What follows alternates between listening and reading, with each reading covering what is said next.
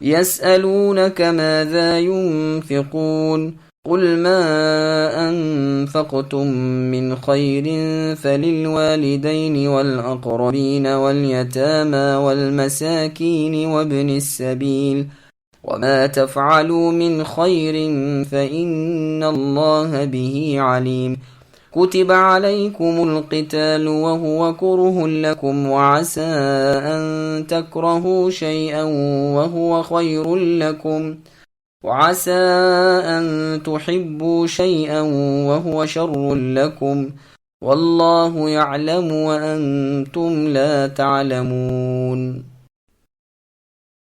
اے نبی، وہ آپ سے پوچھتے ہیں کہ وہ کیا کچھ خرچ کریں۔ آپ کہہ دیجئے جو مال تم خرچ کرو وہ ماں باپ کے لیے ہے اور رشتہ داروں اور یتیموں اور مسکینوں اور مسافروں کے لیے ہے۔ تم جو کچھ بھلائی کرو گے اللہ تعالیٰ کو اس کا علم ہے۔ تم پر جہاد فرض کیا گیا ہے، گو وہ تمہیں دشوار معلوم ہو۔ ممکن ہے کہ تم کسی چیز کو بری جانو اور دراصل وہی تمہارے لیے بھلی ہو، اور یہ بھی ممکن ہے کہ تم کسی چیز کو اچھی سمجھو حالانکہ وہ تمہارے لیے بری ہو۔ حقیقی علم اللہ ہی کو ہے، تم محض بے خبر ہو۔ سامعین، اب ان آیتوں کی تفسیر سماعت کیجیے۔ خیرات یعنی بھلائیوں کے حقدار۔ مقاتل رحمہ اللہ فرماتے ہیں یہ آیت نفلی خیرات کے بارے میں ہے۔ سدی رحمہ اللہ کہتے ہیں اسے آیت زکوٰۃ نے منسوخ کر دیا، لیکن یہ قول ذرا غور طلب ہے۔ مطلب آیت کا یہ ہے کہ اے نبی صلی اللہ علیہ وسلم، لوگ آپ سے سوال کرتے ہیں کہ وہ کس طرح خرچ کریں، تو آپ انہیں کہہ دیجئے کہ ان لوگوں سے سلوک کریں جن کا بیان ہوا۔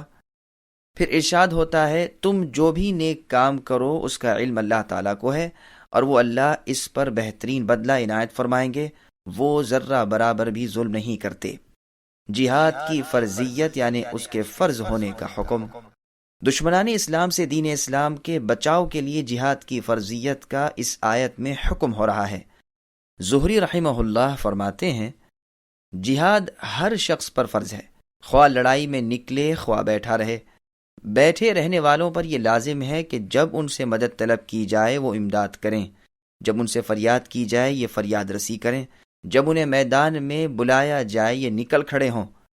صحیح بخاری اور مسلم وغیرہ کی حدیث میں ہے جو شخص مر جائے اور اس نے نہ تو جہاد کیا ہو نہ اپنے دل میں جہاد کا ارادہ کیا، وہ جاہلیت کی موت پر مرے گا۔ اور صحیح بخاری مسلم وغیرہ کی ایک اور حدیث میں ہے فتح مکہ کے بعد ہجرت نہیں رہی، ہاں جہاد اور نیت موجود ہے، اور جب تم سے جہاد کے لیے نکلنے کو کہا جائے تو نکل کھڑے ہو جایا کرو۔ یہ حکم آپ نے مکے کے فتح کے دن فرمایا تھا۔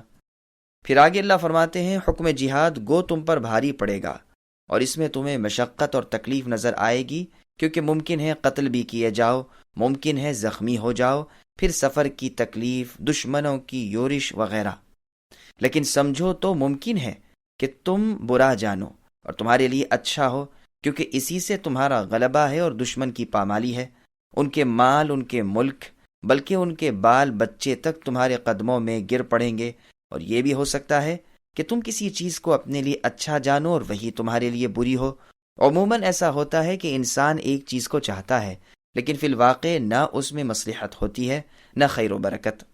اسی طرح گو تم جہاد نہ کرنے میں اچھائی سمجھو، لیکن دراصل وہ تمہارے لیے زبردست برائی ہے، کیونکہ اس سے دشمن تم پر غالب آ جائے گا اور دنیا میں قدم ٹکانے کو بھی تمہیں جگہ نہ ملے گی۔ تمام کاموں کے انجام کا علم محض پروردگار عالم اللہ ہی کو ہے۔ وہ جانتے ہیں کہ کون سا کام تمہارے لیے انجام کے لحاظ سے اچھا ہے اور کون سا برا ہے۔ وہ اسی کام کے لیے حکم دیتے ہیں جس میں تمہارے لیے دونوں جہاں کی بہتری ہو۔ تم اللہ کے احکام کو دل و جان سے قبول کر لیا کرو اور اللہ کے ہر حکم کو کشادہ پیشانی سے مان لیا کرو، اسی میں تمہاری بھلائی اور عمدگی ہے۔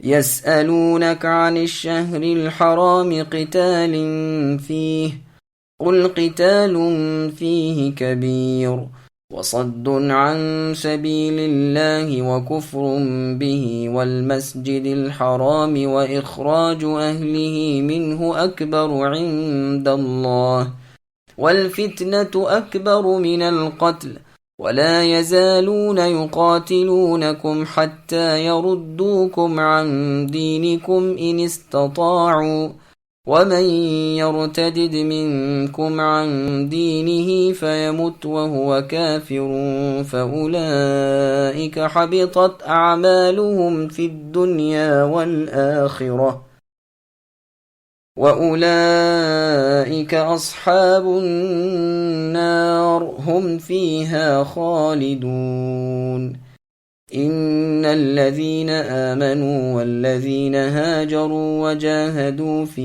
سبيل الله أولئك يرجون رحمة الله والله غفور رحيم. لوگ آپ سے اے نبی حرمت والے مہینوں میں لڑائی کی بابت سوال کرتے ہیں تو آپ کہہ دیجئے ان میں لڑائی کرنا بڑا گناہ ہے، لیکن اللہ کی راہ سے روکنا، اللہ کے ساتھ کفر کرنا اور مسجد الحرام سے روکنا اور وہاں کے رہنے والوں کو وہاں سے نکالنا، یہ اللہ کے نزدیک اس سے بھی بڑا ہے۔ یہ فتنہ قتل سے بھی بڑا گناہ ہے۔ یہ لوگ تم سے لڑائی بھڑائی کرتے ہی رہیں گے یہاں تک کہ اگر ان سے ہو سکے تو تمہیں تمہارے دین سے مرتد کر دیں، اور تم میں سے جو لوگ اپنے دین سے پلٹ جائیں اور اسی کفر کی حالت میں مریں تو ان کے اعمال دنیاوی اور اخروی سب غارت ہو جائیں گے۔ یہ لوگ جہنمی ہوں گے اور ہمیشہ ہمیشہ جہنم میں ہی رہیں گے۔ ایمان لانے والے، ہجرت کرنے والے، اللہ کی راہ میں جہاد کرنے والے ہی اللہ کی رحمت کے امیدوار ہیں۔ اللہ تعالیٰ بہت بخشش والے، بہت مہربانی کرنے والے ہیں۔ سامعین، اب اس آیت کی تفسیر سماعت کیجیے۔ حرمت والے مہینے اور عمرو بن حضرمی کا قتل۔ رسول اللہ صلی اللہ علیہ وسلم نے ایک جماعت کو بھیجا اور ان کا امیر ابو عبیدہ بن جراح رضی اللہ عنہ کو بنایا۔ جب وہ جانے لگے تو رسول اللہ کی جدائی کے صدمے سے رو دیے۔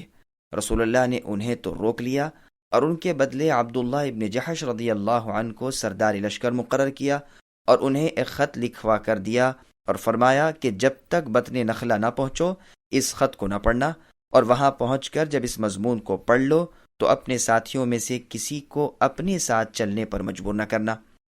چنانچہ عبداللہ بن جحش رضی اللہ عنہ اس مختصر سی جماعت کو لے کر چلے۔ جب اس مقام پر پہنچے تو فرمان نبی پڑھا اور انا للہ و انا الیہ راجعون پڑھ کر کہا کہ میں نے رسول اللہ کے فرمان کو پڑھا اور میں فرما برداری کے لیے تیار ہوں۔ پھر اپنے ساتھیوں کو پڑھ کر سنایا اور واقعہ بیان کیا۔ وہ شخص تو واپس لوٹ گئے لیکن بقایا تمام ساتھ چلنے کے لیے آمادہ ہو گئے۔ آگے چل کر ابن الحضرمی کافر کو انہوں نے پایا۔ چونکہ یہ علم نہ تھا کہ جمادی الآخر کا یہ آخری دن ہے یا رجب کا پہلا دن ہے، تو انہوں نے اس لشکر پر حملہ کر دیا۔ اس حملے میں ابن الحضرمی مارا گیا اور صحابہ رضی اللہ عنہم کی یہ جماعت وہاں سے واپس لوٹی۔ اب مشرکین نے مسلمانوں پر اعتراض شروع کیا کہ دیکھو انہوں نے حرمت والے مہینوں میں لڑائی کی اور قتل بھی کیا۔ اس بارے میں یہ آیت اتری۔ ایک اور روایت میں ہے کہ اس جماعت میں عمار بن یاسر، ابو حذیفہ بن عتبہ بن ربیعہ، سعد بن ابی وقاص، عتبہ بن غزوان اسلمی، اور سہیل بن بیضاء اور عامر بن فہیرہ اور واقد بن عبداللہ یربوعی تھے رضی اللہ عنہم۔ بطن نخلہ پہنچ کر عبداللہ بن جحش رضی اللہ عنہ نے صاف فرما دیا تھا کہ جو شخص شہادت کا آرزومند ہو وہی آگے بڑھے۔ یہاں سے واپس جانے والے سعد بن ابی وقاص اور عتبہ رضی اللہ عنہما تھے۔ ان کے ساتھ نہ جانے کی وجہ یہ ہوئی تھی کہ ان کا اونٹ گم ہو گیا تھا جس کے ڈھونڈنے میں وہ رہ گئے۔ مشرکین میں حکم بن کیسان، عثمان بن عبداللہ وغیرہ تھے۔ واقد کے ہاتھوں عمرو قتل ہوا اور یہ جماعت مال غنیمت لے کر واپس لوٹی۔ یہ پہلی غنیمت تھی جو مسلمان صحابہ رضی اللہ عنہم کو ملی، اور یہ جانباز جماعت 2 قیدیوں اور مال غنیمت لے کر واپس آئی۔ مشرکین مکہ نے قیدیوں کا فدیہ ادا کرنا چاہا اور انہوں نے اعتراضاً کہا کہ دیکھو یہ ہیں اللہ کے رسول کہ جو دعویٰ کرتے ہیں کہ یہ رب العالمین کے اطاعت گزار ہیں، لیکن حرمت والے مہینوں کی کوئی حرمت نہیں کرتے اور ماہ رجب میں جدال و قتال کرتے ہیں۔ مسلمان کہتے تھے کہ ہم نے رجب میں قتل نہیں کیا بلکہ جمادی الآخر میں لڑائی ہوئی ہے۔ حقیقت یہ ہے کہ وہ رجب کی پہلی رات اور جمادی الآخر کی آخری شب تھی۔ رجب شروع ہوتے ہی مسلمانوں کی تلواریں میان میں ہو گئی تھیں۔ مشرکین کے اس اعتراض کا جواب اس آیت میں دیا جا رہا ہے کہ یہ سچ ہے کہ ان مہینوں میں جنگ حرام ہے، لیکن اے مشرکو، تمہاری بدعمالیاں تو برائی میں اس سے بھی بڑھ کر ہیں۔ تم اللہ کا انکار کرتے ہو، تم میرے نبی اور ان کے ساتھیوں کو میری مسجد یعنی خانہ کعبہ مسجد الحرام سے روکتے ہو، تم نے انہیں وہاں سے نکال دیا، پس اپنی ان سیاہ کاریوں پر نظر تو ڈالو کہ یہ کس قدر بدترین کام ہے۔ انہیں حرمت والے مہینوں میں ہی مشرکین نے مسلمانوں کو بیت اللہ شریف سے روکا تھا اور رسول اللہ مجبوراً واپس ہوئے تھے۔ اگلے سال اللہ تعالیٰ نے حرمت والے مہینوں میں ہی مکے کو اپنے نبی کے ہاتھ پر فتح کرایا اور مسلمانوں کا پورا تسلط قائم وہاں ہو گیا۔ اب اعتراض کرنے لگے، جس پر انہیں ان میں لاجواب کیا گیا۔ عمرو بن الحضرمی جو قتل کیا گیا یہ طائف سے مکہ کو آ رہا تھا۔ گو رجب کا چاند چڑھ چکا تھا لیکن صحابہ کو معلوم نہ تھا۔ وہ اس رات کو جمادی الآخر کی آخری رات سمجھتے تھے۔ ایک اور روایت میں ہے کہ عبداللہ بن جحش رضی اللہ عنہ کے ساتھ 8 آدمی تھے، 7 تو وہی جن کے نام ابھی گزشتہ روایت میں بیان ہوئے، 8ویں رباب اسدی رضی اللہ عنہ تھے۔ انہیں بدر اولیٰ سے واپسی کے وقت رسول اللہ نے بھیجا تھا۔ یہ سب مہاجر صحابہ تھے، ان میں ایک بھی انصاری نہ تھے۔ 2 دن کے سفر کے بعد رسول اللہ کے اس نامے مبارک کو پڑھا تھا، جس میں تحریر تھا کہ میرے اس حکم نامے کو پڑھ کر مکہ اور طائف کے درمیان نخلا میں جاؤ، وہاں ٹھہرو اور قریش کے قافلے کا انتظار کرو اور ان کی خبریں معلوم کر کے مجھے پہنچاؤ۔ جب یہ بزرگ یہاں سے چلے تو سارے کے سارے ہی چلے تھے۔ 2 صحابی جو اونٹ کو ڈھونڈنے کے لیے رہ گئے تھے وہ بھی یہاں سے ساتھ ہی تھے، لیکن فرغ کے اور معدن میں پہنچ کر نجران میں انہیں اونٹوں کی تلاش میں رک جانا پڑا۔ قریشیوں کے اس قافلے میں زیتون وغیرہ تجارتی مال تھا۔